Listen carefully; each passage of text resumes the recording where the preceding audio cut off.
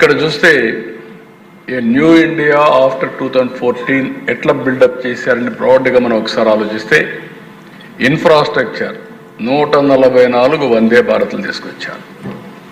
ఎయిర్పోర్ట్లు double చేశారు, ఇప్పుడు ఇంకా ఎక్కువ చేయబోతున్నారు. నేషనల్ హైవేస్ 60% నేషనల్ హైవేస్ మన రాష్ట్రంలోనే దగ్గర 1,00,000 కోట్ల రూపాయలు పెట్టుబడులు పెట్టడానికి సిద్ధపడ్డారు. నేషనల్ హైవేస్ మీద, రైల్వేస్ మీద 1,00,000 కోట్లు పెట్టేదానికి సిద్ధపడ్డారు.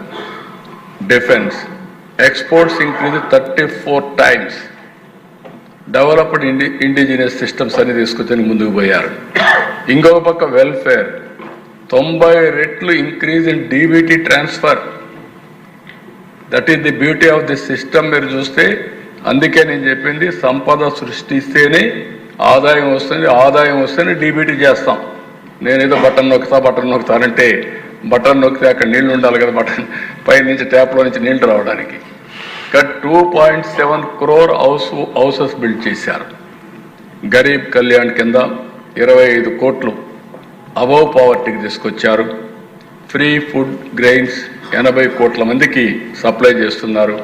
స్టార్టప్ కల్చర్ 350 లక్షల నుంచి 1,50,00,000కు పెంచగలిగారు.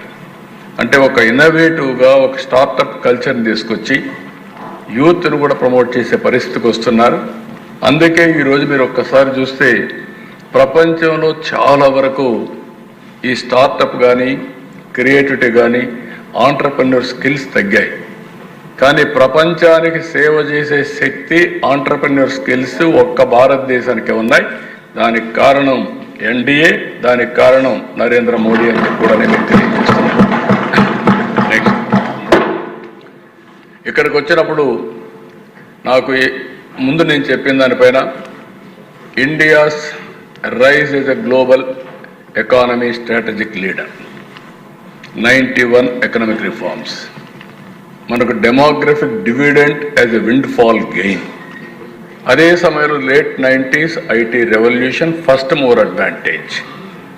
2016లో 10వ లార్జెస్ట్ ఎకానమీ, 2025కి 4th largest economy, $4.19 trillion economy, $2,880 per capita, $760 billion exports. 2020కి 3rd లార్జెస్ట్ ఎకానమీగా తయారవుతాం.